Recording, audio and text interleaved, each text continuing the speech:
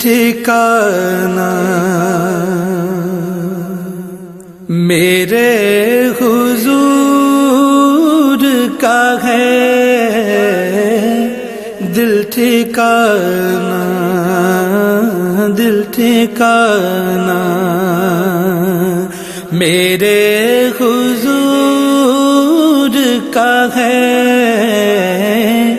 جلوہ خانہ جلوہ خانہ میرے حضور۔ الحمدللہ رب العالمین والعاقبۃ للمتقین ولا عدوان الا علی الظالمین والصلاة والسلام علی سید الانبیاء والمرسلین سیدنا محمد صلی اللہ علیہ وآلہ ورضی عن اصحابہ وسائر الصالحین التابعین لهم بإحسان الى یوم الدین، اما بعد۔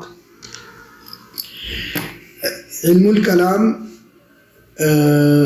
اسلامی تراث یا اسلامک ٹریڈیشن جو ہے اس کے بنیادی علوم میں سے ایک علم ہے۔ جو اسلامک ٹریڈیشن ہے وہ بیسکلی یا پھر بنیادی طور کے اوپر وحی کو سمجھنے کے لیے قائم کی گئی ہے، وحی الہی کو۔ اور ٹریڈیشنلی وحی کی دو قسمیں کی جاتی ہیں، ایک وحی جلی کہلاتی ہے اور ایک وحی خفی کہلاتی ہے۔ وحی جلی جو ہے وہ قرآن ہے اور وحی خفی وہ ہے سنت ہے۔ اس وقت میں ان مائنیوٹ اور کنٹروورشل ڈیبیٹس میں نہیں جانا چاہتا کہ سنت کیا ہے اور سنت اور حدیث میں کیا فرق ہے، اور ساری باتوں کے اندر میں ایک جنرل اوور ویو دینا چاہتا ہوں جو کہ آرتھوڈاکسی نے رکھا ہے، اور میں ان نیٹی گریٹیز کے اندر نہیں پڑھنا چاہ رہا کہ سنت اور حدیث میں فرق کیا ہے اور خبر واحد اور خبر متواتر، فی الحال اس میں ہمارے پڑھنے کا یہ موضوع نہیں ہے۔ عمومی طور کے پر جرنلی وحی کی دو ہی قسمیں مانی گئی ہیں، وحی جلی اور وحی خفی، اور یہ بھی ہر کسی کو پتہ ہے کہ ان دونوں وحیوں میں مرتبے کے لحاظ سے فرق تفاوت ہے۔ کوئی یہ نہیں کہتا کہ وحی خفی اور وحی جلی ایک بھی مرتبے پر، کوئی بھی نہیں کہتا۔ کہیں کسی کے تعامل کے اندر ایسا کوئی رجحان پیدا ہو تو یہ الگ بات ہے، لیکن تھیوریٹیکلی اور پریکٹیکلی کبھی بھی یہ بات نہیں کی گئی کہ ہم کوئی بھی بندہ قرآن کے ساتھ وحی جلی اور وحی خفی کو ایک ہی اس کے اوپر رکھے۔ لیکن بہرحال اس کا ہرگز یہ مطلب نہیں ہے کہ اگر قرآن بہت اونچے ہے اور وحی خفی اس سے نیچے درجے کے تو وحی خفی کی کوئی اہمیت اور ضرورت نہیں، اس کے بھی کوئی وہ نہیں۔ بعد میں جا کر مسائل پیدا ہوئے اور پھر اس کے اوپر بات کرنا ہمیں پڑی۔ بہرحال جو وحی کی خدمت کرنے کے لیے علوم پیدا ہوئے ہماری ٹریڈیشن میں، وہ بنیادی طور پر 6 علوم تھے، اور یہ 6 علوم ڈائریکٹلی وحی الہی کو پڑھتے ہیں، چاہے وہ قرآن ہو یا وہ سنت یا حدیث۔ ان میں سے ہر علم کے اندر ایک نظری پہلو بھی ہوتا ہے اور اس کا ایک عملی پہلو بھی ہوتا ہے، ہر علم کے اندر یہ ہوتا ہے، لیکن کوئی نہ کوئی ایک پہلو غالب ہوتا ہے۔ تو اس لحاظ سے یہ کہا جاتا ہے کہ یہ علم نظری ہے یا پھر عملی ہے۔ کچھ علوم خالصاً نظری بھی ہوتے ہیں اور وہ عملی نہیں ہوتے، جیسے کہ ہم آگے دیکھیں گے علم الکلام ایسے ہی ایک علم ہے، ٹھیک ہے۔ لیکن ان 6 علوم میں بھی ایسی بات ہے کہ چند علوم نظری علوم ہیں، بنیادی علوم ہیں جو کہ قواعد اور بنیاد مہیا کرتے ہیں، اور اس بنیاد پر پھر دوسرے علم کھڑے ہیں۔ اور یہ جو 6 علوم ہیں، یہ اس وجہ سے میں نے 6 کہے ہیں کیونکہ ان کا سبجیکٹ میٹر یہ براہ راست وحی کو پڑھتے ہیں۔ اس کا ہرگز یہ مطلب نہیں ہے کہ صرف یہی علوم ضروری ہیں وحی کو سمجھنے کے لیے۔ یہ جو 6 علوم ہیں یہ علوم قرآن ہیں، علوم سنت، علم الکلام، علم الفقہ، علم التصوف 5، اور علم اصول الفقہ 6۔ اب ان 6 کے 6 میں ایک ایسا علم بہت میں نے نہیں بتایا، اس کا نام نہیں لیا، جو کہ بہت کلیدی رول اس کا ہے وحی کو سمجھنے میں، اور وہ علم اللغہ۔ لیکن علم اللغہ کا ڈائریکٹ سبجیکٹ میٹر وحی الہی نہیں ہے۔ وحی اس زبان کے اندر آئی ہے تو اس زبان کے بغیر وحی نہیں سمجھ جا سکتی، یہ بہت کامن سی بات ہے۔ لیکن کیا علم لغت کا موضوع وحی ہے؟ نہیں، علم لغت کا موضوع لغت ہے، اور قرآن اس کا ایک شاہکار لازم ہے، معجزہ ضرور ہے، لیکن سبجیکٹ میٹر نہیں۔ اس وجہ سے علم لغت کو ان 6 علوموں میں شامل نہیں کرتے. لیکن بہرحال علم لغت کے بغیر کوئی بھی چیز سمجھ نہیں آ سکتی, لغت عربی کے بغیر کوئی بھی چیز. تو یہ ان 6 علوم میں 2 علوم جو ہیں وہ بنیاد کی حیثیت رکھتے ہیں, اور وہ ہے علم اصول الفقہ اور علم الکلام. یہ آپ کو ایپسٹمالوجی بھی آپ کی دیں گے, یہ آپ کو آپ کی انٹالوجی بھی دیں گے, فلسفی آف لینگویج بھی دیں گے, اور وہ اصول وضع کریں گے جس کے تحت وحی کو سمجھا جائے گا. اور وہ اصول اسی وحی سے مستنبط ہے, اسی وحی کے استقراء کے اوپر قائم ہے. کہیں باہر سے لا کر ایک بہت بڑی غلط فہمی اور شبہ پیدا کر دیا گیا لیٹر سینچریز کے اندر کہ یہ علوم مسلط کر دیے گئے ہیں وحی کے اوپر, ٹھیک ہے. اور ایک ایسا تاثر دیا گیا لوگوں میں کچھ ایک حلقے کی طرف سے کہ جیسے کہ قرآن جو ہے ان کو ان علوم کے تابع بنا دیا گیا ہے, حالانکہ حقیقت ہے اس کے بالکل برعکس ہے, اور یہ حقیقت نہیں ہے. ہاں یہ پھر ممکن ہے کہ کسی کے تعامل سے ایسا گمان یا شبہ پیدا ہو جائے, لیکن کوئی بھی بندہ, کوئی بھی شخص اگر سیریسلی ان علوم کو پڑھے گا تو اس کو ہرگز یہ تاثر میں نہیں ملے گا. ہاں کوئی خوشاشی نہیں, ہاں وہاں سپرفیشلی پڑھ رہا ہوگا تو اس کو مل سکتا ہے, لیکن یہ بات ہے کہ اصول الفقہ کے ذریعے سے آپ قرآن کو ضرور سمجھتے ہیں, لیکن اصول الفقہ قرآن میں حاوی کہیں بھی نہیں آتا. اصول الفقہ کے اصول عام کی کیا دلالت ہے, خاص کی کیا دلالت ہے, خاص کیا ہوگا, عام کیا ہوگا, مقید, مجمل, یہ قرآن اور سنت کے استقراء سے ہی نکلی ہے, یہ کہیں باہر سے نہیں نکالی گئی کہ آپ ان کے اوپر یہ الزام لگا دیا جائے کہ یہ مسلط کر دیا گیا. یہ الزام اصل میں کم علمی کی بنیاد کے اوپر ہے. یا پھر اب دوسری بات بہت سخت ہو سکتی ہے, لیکن یا پھر خواہشات نفس کی بنیاد کے اوپر وہ بندہ یا وہ شخص جو یہ چاہے کہ قرآن کی تشریح ہر قسم کے اصول اور ضوابط سے مبرہ اور آزاد ہو کر جو من میں ہے اس طرح کر دی جائے, وہ لازماً ان علوم کے خلاف کھڑا ہوگا. یہ علوم خواہشات نفس پر چک رکھتے ہیں. اصول فقہ قرآن کو سمجھنے اور سنت کو سمجھنے میں خواہشات نفس کے دخل کو روکتی ہے, لغت روکتی ہے. آج اگر کوئی شخص ہم سے آگے کہے کہ صرف اور نحو کے جھمیلوں سے ہمیں نکالو, بھائی قرآن آرام سے سمجھو, بہت آسان ہے, یہ کیا صرف اور نحو کے جھمیلے ہیں کہ یہ صفت ہے تو یہ موصوف ہے, اور صفت کا یہ حکم ہوتا ہے, موصوف کا یہ حکم ہوتا ہے, فلاں کا یہ حکم ہوتا ہے, ڈن کا یہ کیا کر رہا ہے. کوئی یہ کرنا چاہے تو اس کا مطلب کیا ہے؟ اس کا مطلب یہ ہے کہ وہ قرآن کو عربی زبان سے ہٹ کر اپنی خواہشات نفس کے اوپر اس کی تفسیر اور تشریح کرنا چاہ رہے ہیں. جیسا وہ سمجھ جائے بس اس کو وہ ہم مان لیں, لغت کے اوپر نہ لیں. لغت بعد میں ڈیولپ ہوئی فلاں ڈن کا, یہ سارے صرف اور صرف دھوکے اور وہ. یہ ہے ٹریڈیشن کہ ٹریڈیشن ان علوم کے تحت, یہ علوم جو ائمہ کے قرآن اور سنت پر استقراء سے وضع کیے گئے ہیں, ان کے تحت قرآن اور سنت کو سمجھا جائے گا. یہ ایک میتھڈالوجیکل اسٹڈی ہوگی, یہ ایک فری لانس اسٹڈی نہیں ہوتی ہے. قرآن اور سنت کی ایک میتھڈالوجیکل اسٹڈی کے لیے بات ضروری, ٹھیک ہے. اس طریقے سے یہ ہر علم کو سمجھا جائے گا. ہر علم کو سمجھنے کے لیے ہمارے یہاں 10 جو مبادی ہوتے ہیں ان کو جاننا ضرور ہوتا ہے علم کے بارے میں.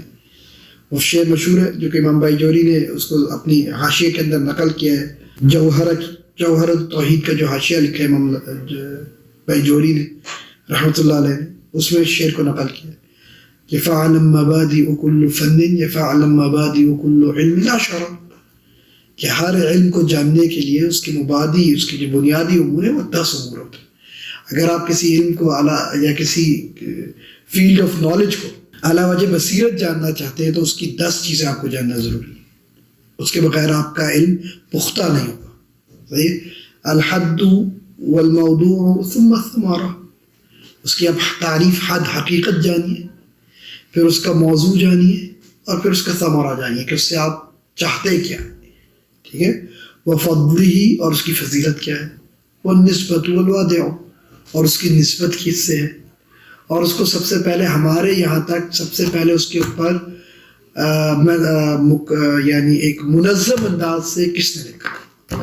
اصول ہر کسی کے قرآن و سنت میں اور صحابہ میں موجود ہے، لیکن کیا آپ صحابہ کو فقیہ کہیں گے یا متکلم کہیں گے؟ نہیں، اس معنی میں فقیہ نہیں ہے جس طرح بعد میں فقیہ ہوئے، ٹھیک ہے، لیکن اصول ان کے پاس ہی موجود ہے. تو آپ کو یہ بات پتہ ہونی چاہیے کہ سب سے پہلے اس کا منظم طریقے کے اوپر اس علم میں، کہ اس کا یہ ہرگز یہ مطلب نہیں کہ وہ پہلی کتاب تھی والا اطلاق، نہیں، اصول اس کے صحابہ کے زمانے میں موجود ہے، لیکن منظم طریقے سے ایک فن کے طور کے اوپر سب سے پہلے کس طرح رکھیں تاکہ آپ کو تاریخ سے آپ اس علم کی جڑ جائیں، اور اسی طرح اس کا نام پتہ ہو، پھر حکم شریعت نے اس کے بارے میں کیا حکم دیا ہے، اور پھر اس کے مسائل اور پتہ ہونے چاہیے آپ کو کہ وہ کن مسائل سے ٹیکل کرتے ہیں. یہ جاننا بہت، دیکھیے موضوع جاننا، تعریف جاننا، یہ کیوں ضروری ہوتا ہے؟ کیونکہ آج کل کے دور پہ خاص طور پر، پہلے بھی یہ مسئلے تھے لیکن آج تو بہت زیادہ واضح ہو گئے ہیں کہ بہت سے ایسے علوم ہیں جن سے بہت سے لوگ ان کے مخالف سمت میں کھڑے ہوتے ہیں. علم الکلام ان میں سے ایک علم ہے، تصوف ان میں سے ایک علم ہے، فقہ بھی اب اس میں شامل ہو گیا. آپ کو لوگ نظر آئیں گے کہ تجدید کے نام کے اوپر لوگ کہیں گے کہ یار پرانے علم کی کوئی ضرورت ہی، نیا علم قائم کرو. فقہ میں بھی نئے فقہ بھی آوازیں اٹھتی ہیں، اور یہ پچھلے 200 سالوں سے اٹھ رہی ہیں. ان آوازوں کے پیچھے جو ایک بہت بڑا ایشو ہے وہ ان علوم کے موضوع سے عدم معرفت ہے. آپ دیکھیے گا بہت سے لوگ علم الکلام کے اوپر بات کریں گے اور کہیں گے علم الکلام کی کوئی ضرورت نہیں کیونکہ معرفت خدا بندی تو حاصل ہی نہیں ہو سکتی، اللہ تعالیٰ کی حقیقت تو جان ہی نہیں سکتا بندہ. تو علم الکلام ایک لا یعنی بحث ہے. یہ کون بندہ کہے گا؟ یہ صرف وہ بندہ کہے گا جس نے کبھی علم الکلام کو صحیح سے پڑھا ہے. کب علم کلام نے یہ دعوت کیا کہ وہ آپ کو اللہ کی معرفت کی حقیقت تک پہنچائے گا؟ کہیں بھی نہیں دعویٰ کیا، کیونکہ آپ نے موضوع کے اندر خلط کر دیا تو آپ اس علم کی حقیقت اور اس علم کی اہمیت سے آشنا ہی نہیں ہو پا رہے. آپ سے یہ کہا جائے گا کہ علم الکلام میں تجدید کی ضرورت ہے، اب اللہ اور اللہ کے وجود کے اوپر بحث کرنے کی ضرورت نہیں ہے. اب اس پہ بات کرو جی کہ 4 شادی ہونی چاہیے کہ نہیں، وراثت میں عورت کا کتنا برابری کا حصہ دینی ہے کہ نہیں. اب یہ الزامات آ رہے اسلام پر. علم الکلام کا کام تھا اسلام کا دفاع کرنا، اور اب ان چیزوں سے دفاع ہوگا تو علم الکلام کو اس میں آنا چاہیے. بالکل علم الکلام کا کام تھا دفاع کرنا، لیکن کن موضوعات کے اوپر؟ اپنے موضوعات پہ. ان موضوعات پر دفاع فقہ کرے گا. آپ نے پھر خلطے میں بس کر دیا تو آپ کو لگنے لگا کہ علم الکلام امپورٹنٹ نہیں رہا، اور یہ بھی آپ کے دماغ کے اندر آ گیا کہ آپ خدا کے وجود کے اوپر اور خدا کے کانسیپٹ کے اوپر مسائل پیدا نہیں ہو رہے. ابھی بھی ہو رہے، بلکہ بہت سے فقہی مسائل پیدا ہی اس وجہ سے ہوتے ہیں کیونکہ کانسیپٹ آف گاڈ ٹھیک نہیں ہوتا، یا خدا کا تصور ٹھیک نہیں ہوتا آپ کا، یا ادھر کوئی خلل پیدا، یا نبوت کا تصور ٹھیک نہیں ہوتا، یا ان قسم کی چیزیں تصورات ٹھیک نہیں ہوتے جس کی وجہ سے عمل کے اندر مسائل آ رہے ہوتے. ٹھیک ہے، تو یہ اس وجہ سے موضوع کو جاننا بہت ضروری ہے. اسی وجہ سے جتنے بھی تجدید کے لوگ ہیں، شبلی رحمۃ اللہ علیہ سمیت، ان لوگوں نے موضوع سے ہی نکال دیا علم. تو آپ پھر علم الکلام کی تجدید نہیں کریں، اب ایک نیا علم بنا لیں جو چیچو کو مننگا ہوگا. سمجھ آ گئی بات؟ تو اس لیے بہت ضروری ہے کسی بھی علم کو سمجھنے کے لیے علی وجہ نصیحت کہ اس کی تعریف، اس کا موضوع بہت ضروری ہے. کبھی کبھار کیا مسئلے ہوتے ہیں کہ بہت سے لوگ لا یعنی بحثوں میں بھی بڑھ جاتے ہیں، نام کے اوپر جھگڑنے لگ جائیں گے. علم الکلام نام نہیں اچھا لگ رہا کسی کو، کہ اس کا یہ نام نہیں، تصوف نہیں پسند آ رہا. ایک بات یاد رکھیں، ویسے تو ایک دارس کے لیے بہت ضروری ہے کہ اس کو ان تمام چیزوں سے اس کو وہ جانتا ہو، جیسے کہ اس کو علم کے کتنے نام سے پہچانا ہے، ہر نام رکھنے کی وجہ کیا تھی، کیونکہ ہر نام کے پیچھے ایک سٹوری ہے، ہر نام کے پیچھے ایک قصہ اور کہانی ہے، اور وہ قصہ اور کہانی اس علم کے ساتھ جڑی ہوئی ہے. وہ اس علم کے کسی خاص پہلو، اور اگر علم کے خاص پہلو نہیں تو اس کی تاریخ کے کسی خاص پہلو کی طرف لازماً نشاندہی کر سکتے. اور اگر آپ کو وہ تاریخ کے اس پہلو کا نہیں پتا اور صحیح سے اس کا ادراک نہیں ہے، یا اس علم کو اس پہلو کو صحیح سے ادراک نہیں ہے، تو آپ کے ادراک میں کمی آتی ہے. اس وجہ سے یہ چیزوں میں ہم جاتے ہیں کہ آپ کو پتہ ہونا چاہیے کہ علم الکلام کو علم الکلام کیوں کہا گیا، اس کو علم التوحید کیوں کہا جاتا ہے، اس کو علم اصول الدین کیوں کہا جاتا ہے، اس کو علم اسماء و صفات کیوں کہا جاتا ہے، اس کو علم فقہ الاکبر کیوں کہا جاتا ہے. یہ چیزیں اس لیے بہت ضروری ہے تاکہ آپ کو، ورنہ کیا ہوتا ہے کہ کوئی بھی بندہ ایک تاریخ کسی قسم کو اٹھا کے پورے علم کے اوپر چسپا کر رہا ہوتا ہے اور یہ علم کے ساتھ زیادتی کرنے کے مترادف ہوتا ہے. تو اس وجہ سے اسم جاننا بہت ضروری ہوتا ہے. اور پھر کچھ علوم ایسے ہیں جن کے ہمارے یہاں کنٹروورشل بنا دیے گئے. علم کلام پڑھنا جائز بھی ہے کہ نہیں, تصوف جائز بھی ہے کہ نہیں, تو پھر ان علوم کے بارے میں آپ کو پھر ڈیٹیل سے یہ دیکھنا ہوتا ہے, انالائز کرنا ہوتا ہے کہ کیا شریعت کو یہ علوم پڑھنا مطلوب بھی ہے کہ نہیں. تو تصوف میں یہ بہت امپورٹنٹ بحث ہے, علم الکلام کے اندر یہ امپورٹنٹ بحث ہے, کیونکہ آپ کو پتہ ہے کہ ایک گروہ ہے مسلمان مفکرین کا, اسکالرس کا, جو کہ پہلے بھی اور آج تک اس علم سے اتنے متاثر نہیں ہیں. تو پھر آپ کو اسٹیبلش کرنا ہے پہلے, ٹھیک ہے. تو یہ چیزیں پکڑنی بہت ضروری ہے. تو ہم اسی نیچرل پہلے جو ہے بات, پہلے ہم اگر اس کے اسماء پر آ جائیں تو آبویسلی یہ علم الکلام, اس کی سب سے پرانی تاریخ کے سب سے پرانا نام جو ہے وہ امام ابو حنیفہ نے رکھا, فقہ الاکبر. فقہ الاکبر جو ہے وہ کس بنیاد کے اوپر رکھا گیا؟ اس کے پیچھے جو بنیادی وجہ وہ یہ تھی کہ امام صاحب رحمۃ اللہ علیہ نے, امام ابو حنیفہ نے اس بات کا ادراک کر لیا تھا, اور یہ امام صاحب پہلے بندے نہیں تھے, یہ چلا آ رہا تھا ادراک, اور یہ بعد میں بھی ادراک رہا, لیکن آج کل یہ ادراک کم ہو گیا کہ جو احکام ہے شریعت کی طبیعتاً وہ دو قسموں کے, ایک قسم کا تعلق عقل سے ہے اور کانسیپٹ سے ہے, اور ایک قسم کا تعلق عمل سے. یہ دو مختلف قسم کے احکام طبیعتاً شریعت میں موجود ہیں. صحیح ہے. یہ ہو سکتا ہے کہ کسی عملی حکم کا کانسیپچول لیول بھی ہو, یا کسی کانسیپچول حکم کا اس کا عملی اظہار بھی ہوتا ہو, لیکن اصلاً وہ حکم کس سے ریلیٹڈ ہے, یہ بہت اہم بحث ہے, اور اس کے بہت خطرناک نتائج نکلتے ہیں اگر اس میں غلطی لاحق ہو جائے. تو اس وجہ سے اس بنیاد کے اوپر فقہ اکبر اور فقہ اصغر کی تفریق کی امام صاحب نے کہا کہ الفقہ معرفت النفس ما علیہا ما لہ و ما علیہا, کہ نفس انسانی یہ بات جانے کہ کیا اس کے اوپر واجبات اللہ کی طرف سے ہیں اور کیا مطالبات ہیں اس پر, اور یہ واجبات اور جو مطالبات ہیں اللہ کی طرف سے وہ دو قسم کے ہوں گے. ایک کا تعلق عقائد سے ہوگا اور ایک کا تعلق اعمال سے ہوگا. عقیدے کا تعلق کانسیپٹ سے ہے, عمل سے نہیں. عقیدے کا تعلق کانسیپٹ سے ہوتا ہے, فکر سے ہوتا ہے, عقل سے ہوتا ہے, عمل سے نہیں ہوتا. اور فقہ کا تعلق عمل سے ہوتا ہے. یہ بات بہت ضروری ہے. اس کی سب سے بڑی مثال یہ اللہ تعالیٰ کی توحید. توحید عملاً آپ نہیں کرتے, اس کا اظہار ہوگا عملاً, لیکن اگر آپ سے کہا جائے کہ اللہ کی توحید کا بتائیے کیسے کریں گے, تو آپ کچھ کر کے نہیں دکھا سکتے. نماز کے مطالبے میں آپ کو کرنا ہے کچھ, روزے کے مطالبے میں آپ نے کچھ کرنا ہے عملاً, زکوٰۃ کے مطالبے میں عملاً کچھ کرنا ہے, جہاد کے مطالبے میں عملاً کچھ کرنا ہے, نکاح کے مطالبے میں عملاً کچھ کرنا ہے, بیع اور شراء کے مطالبے میں عملاً کچھ کرنا ہے. اللہ کو ایک ماننے کے مطالبے میں عملاً کچھ نہیں کرنا. اس کا اظہار ہوگا, ہاں ٹھیک ہے, وہ سوشل اظہار بھی ہوگا, سائیکولوجیکل اظہار بھی, لیکن مطالبے کے جواب کے طور کے اوپر کوئی عمل نہیں آ رہا.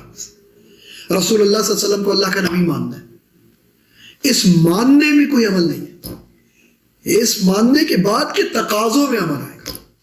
وہ تقاضے ہیں, اظہار ہے کہ رسول اللہ صلی اللہ علیہ وسلم کو جب آخری نبی مان لیا, یا رسول اللہ صلی اللہ علیہ وسلم کو نبی مان لیا, اب اس کو تقاضا ہے کہ رسول اللہ کی بات مانی جائے گی اور یہ کیا جائے گا, اس کی بات کیا ہے. تو علم الکلام ان تقاضوں سے بحث نہیں کرتا, نفس اعتقاد سے بحث کرتا ہے. کیونکہ یہ جو نفس اعتقاد ہے, یہ وہ کنسیپچول گراؤنڈنگز ہیں جن کے اوپر عمل قائم ہوتا ہے. اور اب یہ بات بالکل واضح ہے ہمیں آج کل, تو پہلے بھی یہ بات واضح تھی کہ کانسیپٹس کتنے امپورٹنٹ ہوتے ہیں عمل کے, اور clarity in concepts leads to clarity in action, and chaos at conceptual level leads to chaos at practical level. اور اگر خدا نہ خواستہ آپ کے پریکٹیکل یا عمل کے اندر chaos ہے, تو آپ کو یہ بات سمجھنی چاہیے کہ اس کی جڑ آپ ڈھونڈیے کانسیپچل لیول کی. کانسیپٹس مسئلے ہوتے ہیں. تو اس وجہ سے علم الکلام جو ہے وہ کانسیپچول لیول کے اوپر نفس اعتقاد کے اوپر بات ہے.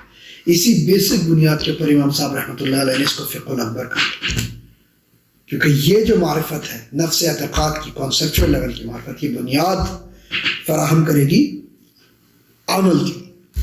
عمل جو ہے وہ فقہ اصغر ہے، اور فقہ اکبر جو ہے وہ کیا ہے؟ علم الکلام یا عقیدہ. یہ تو امام صاحب کی ہو گئی. اس کے بعد جو ہے دوسری اگر ہم تعریف جائیں، ہم دیکھیے ایک اور تعریف، ایک اور اہم، میں ہر تعریف پہ تو نہیں جاؤں گا، لیکن ایک اور اہم بات سمجھنے کی یہ ہے کہ اگر ایک ان کی مختلف تعریفات کی گئی تو اس کا کیا مطلب؟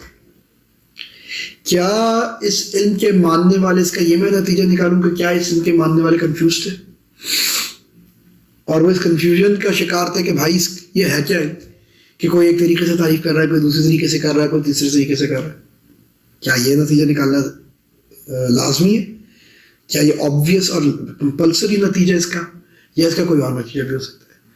یہی بات یہ دو علم کے میں بہت زیادہ بات دیکھتے ہیں. ایک علم کلام میں دیکھی جاتی ہے یہ بات، اور ایک علم تصوف میں. علم تصوف میں علم کلام سے بھی زیادہ، اس کی تعریفات بہت زیادہ، علم کلام میں بھی. اس میں ایک بات سمجھنی چاہیے، یہ کنفیوژن یا کیوس اس وقت لازمی آتا ہے جب تمام تعریف باہم کانٹرڈکٹری ہوگی.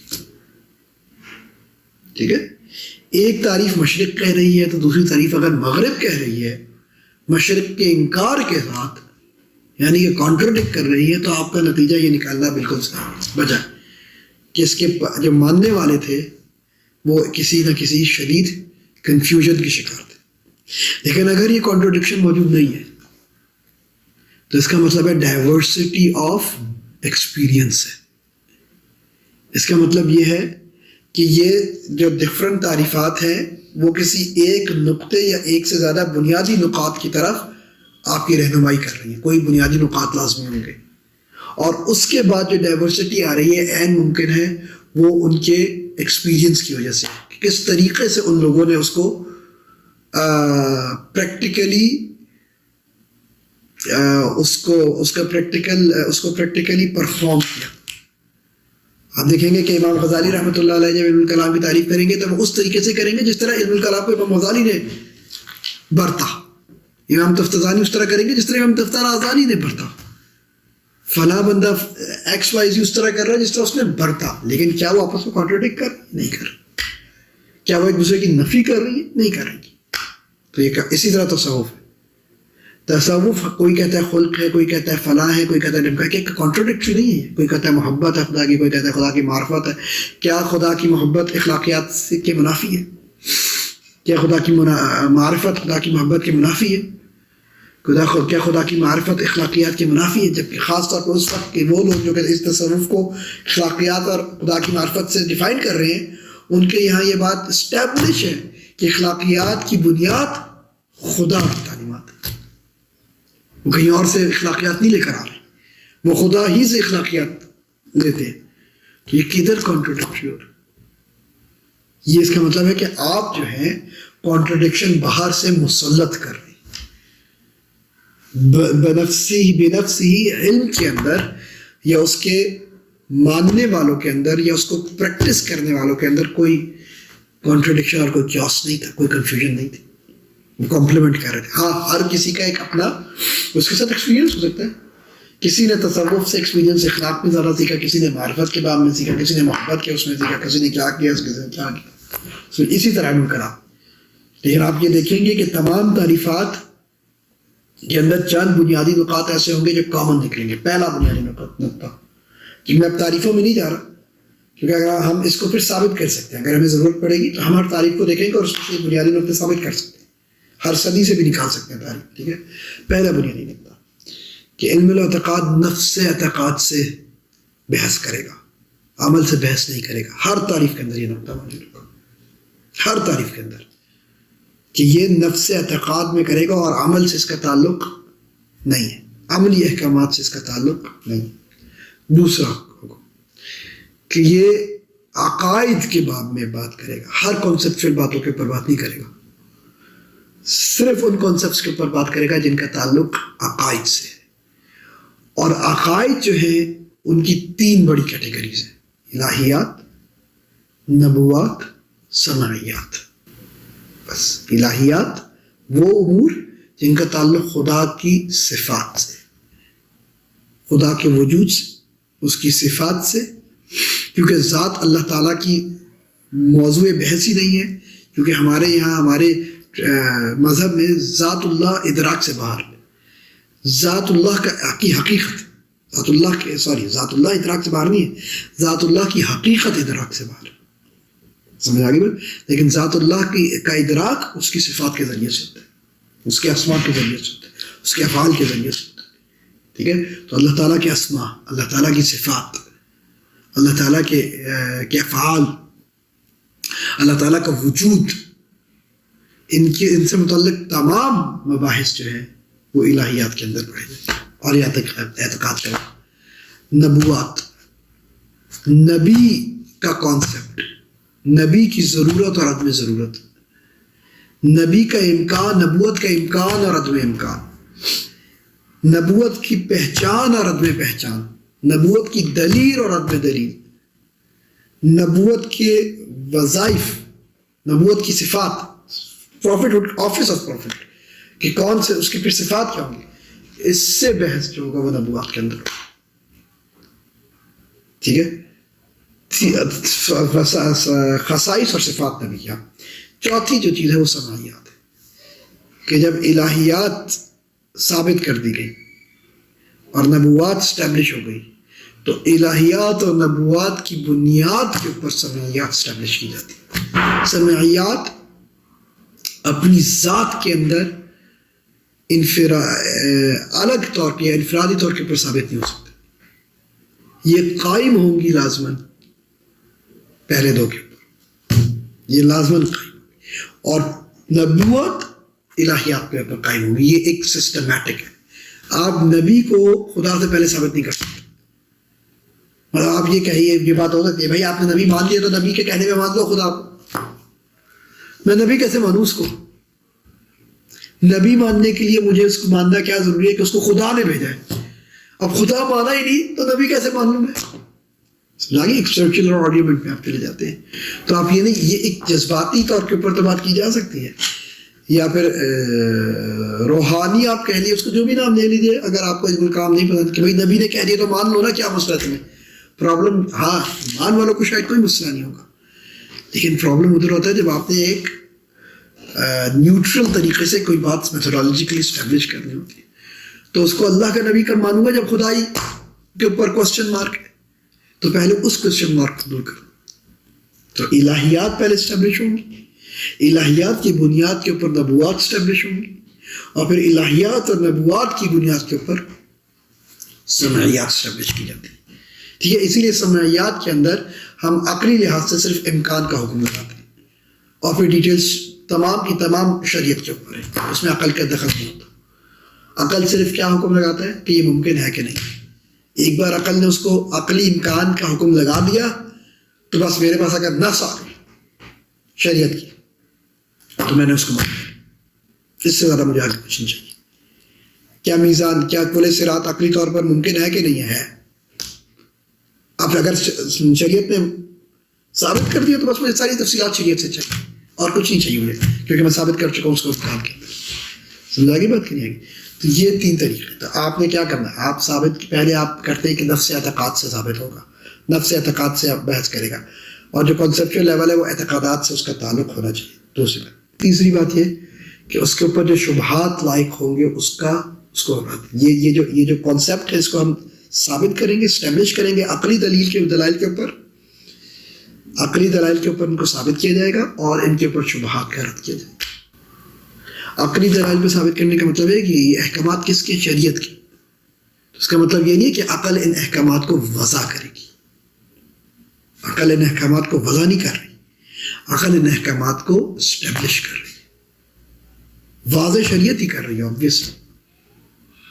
کیونکہ کچھ لوگوں کا یہ بھی اعتراض ہے کہ عقل سے عقیدہ کرتے ہیں. عقل سے نہیں کہا جاتا، عقل شریعت ہی دے رہی ہے، عقیدہ شریعت دے رہی ہے، لیکن اس کو اسٹیبلش عقلی طور کے اوپر کریں، اس کو شرعی اور بعد میں شریعت کے اس کے اوپر.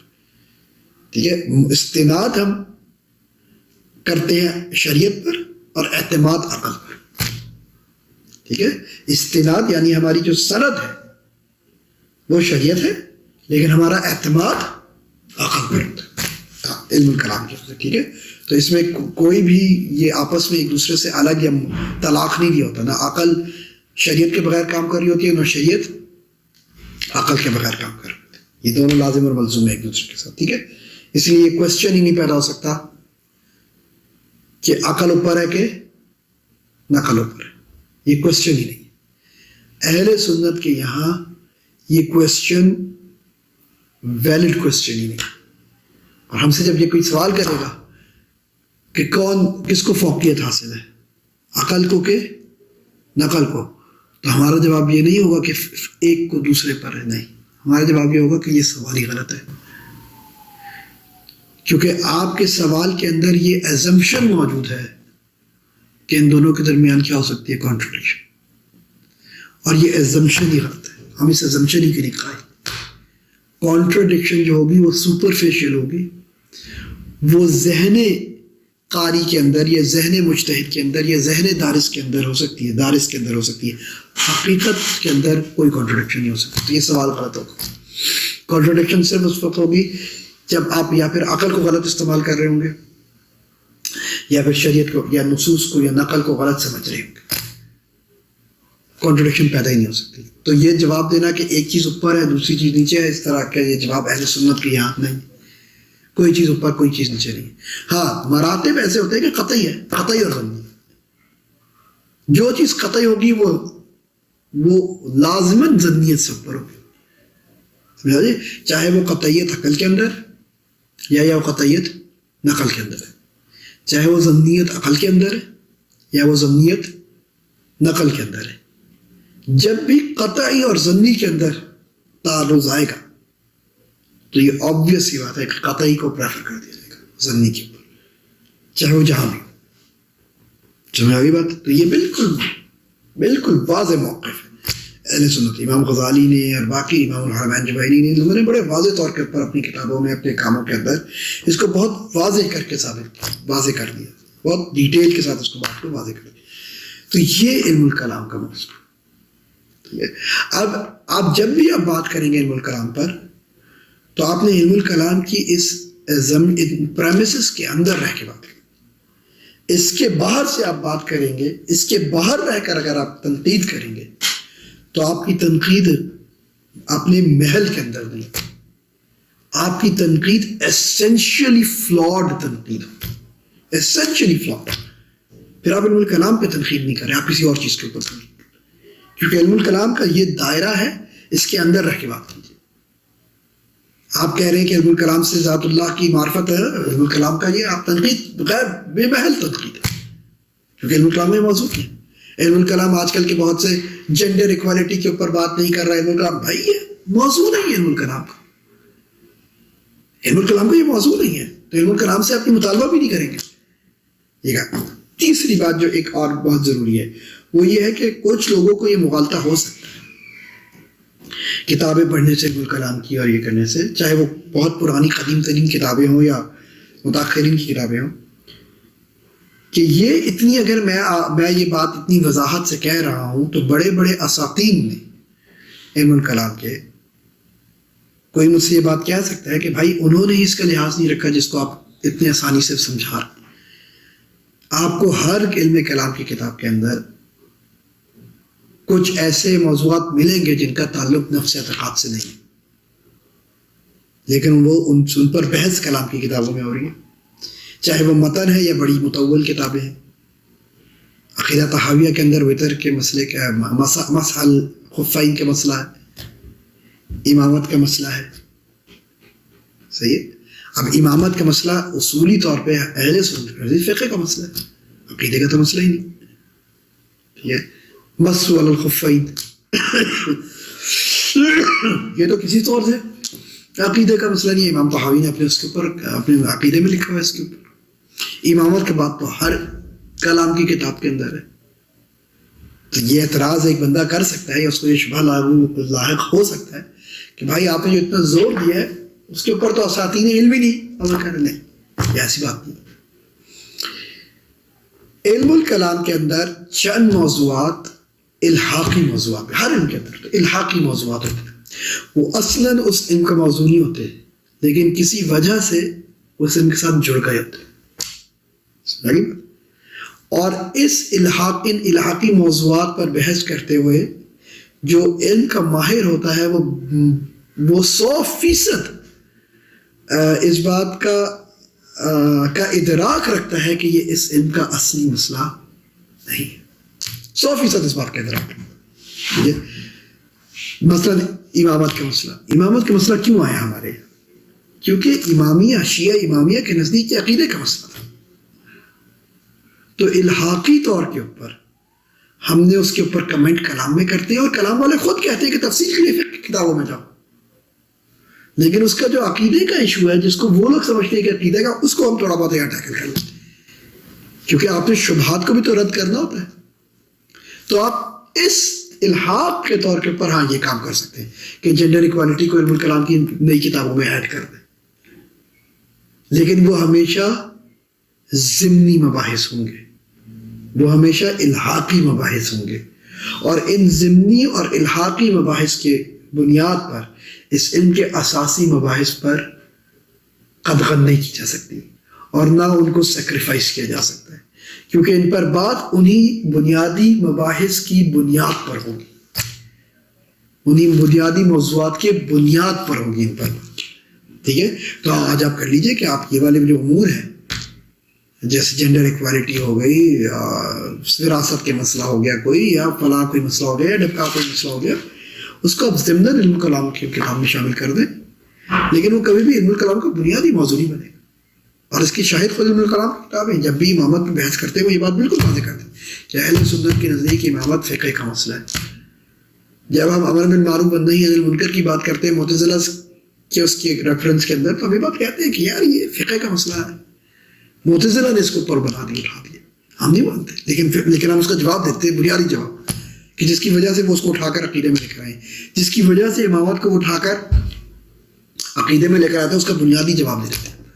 تفصیلات فقہ میں کبھی بھی ولایت کی بحث، ولایت کب جائز ہوگی کب جائز ہوگی، اس کی کیا شرائط ہیں، اس کی کیا امور ہے، اس کی کیا واجبات ہے، اس کی کیا یہ ہے، کسی فقہ کلام کی کتاب میں آپ کو نہیں ملیں گے۔ یہ فقہ کا مستقل موضوع ہے ولایت کا کلام کی، لیکن ہاں بنیادی جو مسئلہ ہے جس کی وجہ سے شیعہ نے ان کو، اثنا عشری نے یا باقی شیعوں نے بھی اس کو عقیدے کا مسئلہ بنا دیا ہے، اس کے اوپر بنیادی جواب دے دیا۔ مس ولی الخفین کا بھی یہ مسئلہ تھا کہ اس دور کے اندر یہ امتیازی مسئلہ ہو گیا تھا غیر سنیوں کے ساتھ، یہ ایک امتیازی مسئلہ تھا۔ حب صحابہ اور سب صحابہ کا مسئلہ، یہ فقہ کا مسئلہ ہے، تعزیر ہوگی نہیں ہوگی، حکم کیا ہوگا، فلاں ہوگا کیا ہوگا، یہ سارا فقہ کا مسئلہ ہے۔ یہ الحاق ہو جاتا ہے علم کلام کی وجہ سے، کیونکہ شیعوں کی وجہ سے الحاق ہوا ہے، اور یہ ہر کوئی مانتا ہے۔ یہ صحابہ کے بارے میں اس کا کیا حکم ہے، کفر کا حکم ہے کہ نہیں ہے، فسق کا حکم ہے، تعزیر ہے، کفر۔ اب ایک بات اور بھی، ایمان اور کفر کی کانسیپچول بحث کلام کرے گا، لیگل بحث کلام نہیں کرے گا۔ کفر کا فتویٰ متکلم نہیں دیتا، کفر کا فتویٰ فقیہ دے گا، قاضی دے گا، یہ قضاء اور فقہ کا معاملہ ہے۔ میں کانسیپچولی کیا ڈیفائن کروں گا کہ کیا چیز کفر ہے اور کیا چیز کفر نہیں ہے، کب بندہ کافر ہوا ہے، یہ متکلم کا کام نہیں ہے، یہ فقہ کا کام۔ یہاں سے بھی لوگوں کو مغالطہ ہوتا ہے کہ یار تکفیر تو ایمان کا مسئلہ ہے، یہ خطابی باتیں ہوتی ہیں۔ نماز پڑھنا ہمارے ایمان کا مسئلہ ہے، یہ خطابی طریقہ کار، یہ علمی طریقہ کار نہیں، سمجھا گئی بات؟ تو یہ چند مغالطے ایسے ہوتے ہیں جو کہ کب ٹھیک ہوتے ہیں، یہ اس وقت ٹھیک ہوں گے جب آپ کو علم کا موضوع پتا ہوگا، اور علم کے موضوع کو سب سے بہتر طریقے سے اس کی تعریف، اس کی ڈیفینیشن بیان کرتی ہے۔ پھر آپ کو یہ بات پتا ہونا چاہیے کہ اس موضوع سے ریلیٹڈ اس کی مسائل کیا ہے۔ اس وجہ سے کسی بھی علم کو پڑھنے کے لیے یہ بنیادی بات، چاہے وہ کلام ہو، چاہے وہ فقہ ہو، چاہے وہ اصول فقہ ہو، چاہے وہ علوم قرآن ہو، چاہے وہ علوم حدیث ہو، آپ دیکھ لیجیے کیونکہ اس کے اندر خلط ہو گیا تو آج کتنا کیاس ہو گیا اکیڈمک اور اس کے اندر کہ علم حدیث میں فقہ پڑھ رہے ہوتے ہیں، فقہ میں کچھ اور پڑھ رہے ہوتے ہیں، کلام میں کچھ اور پڑھ رہے ہوتے ہیں، خلط کیا ہے۔ علم حدیث اگر آپ پڑھ رہے ہیں تو اس میں فقہ کا کیا تعلق؟ یہ بات الگ ہے کہ ایک عالم کو ان ساری چیزوں کا پتہ ہونا چاہیے۔ ایک اچھا عالم وہی ہوگا، ایک اچھا فقیہ وہی ہوگا جو علم حدیث کو جانتا ہوگا، لیکن جب علم حدیث پہ لکھے گا تو ایک محدث لکھے گا، اور یہ کام کوئی انوکھی بات میں نہیں کر رہا، یہ ہماری پریکٹس رہی ہے۔ امام غزالی نے کیا امام غزالی شاید کچھ لوگوں کو، لیکن میں امام غزالی کی مثال دیتا ہوں، اور یہ صرف ایک مثال نہیں، امام غزالی سے پہلے اور امام غزالی کے بہت صدیوں بعد تک بہت سی مثالیں آپ کو اس میں ملیں گی۔ میں امام غزالی اس لیے دے رہا ہوں کیونکہ مشہور امام ہے۔ امام غزالی نے علم الکلام میں اقتصاد فی الاعتقاد لکھی، اصول فقہ مستصفیٰ لکھی، فقہ کے اندر الوسیط فی المذہب، الوجیز فی المذہب، 3 کتابیں لکھی، ٹھیک ہے۔ اگر ساری چیزیں ایک ہی ہوتی تو ایک کتاب لکھ دیتے نا۔ کچھ لوگ کہیں گے احیاء علوم الدین کیا نا، احیاء علوم الدین میں فقہ، آپ امام غزالی کا فقہ احیاء علوم الدین سے نہیں لیتے۔ احیاء علوم الدین کا ایک ساتھ خاص مقصد ہے جو کہ وہ بتا دیتے ہیں شروع میں اپنے مقدمے میں، اور اس کے شروعات قواعد الاعتقاد سے کرتے ہیں کیونکہ ان اخلاقیات کی بنیاد بھی عقیدہ ہے، لیکن وہاں فقہ نہیں ہے، فقہ کو وہ ضمنی طور پہ لاتے ہیں۔ امام غزالی کا فقہ وسیط اور وجیز ادھر سے آئے گا، اصول فقہ کی باتیں مستصفیٰ سے آئیں گی۔ کیا یہی غزالی متکلم ہے، لیکن جب وہ کلام کی کتاب لکھ رہے ہیں تو اقتصاد لکھ رہے ہیں کیونکہ ایسا متکلم لکھ رہے ہیں۔ جب انہوں نے اصول فقہ کی کتاب لکھی تو ایسا اصول ہی لکھی، مستصفیٰ لکھ کے تھے۔ فقہ پر آئے تو ایسا فقیہ آئے، ایسا صوفی نہیں آئے، ایسا فقیہ آئے تو الوسیط الوجیز لکھی، اور جب تصوف پہ لکھی تو ایسا صوفی باقی کتاب لکھی، احیاء لکھی اور وہ لکھی۔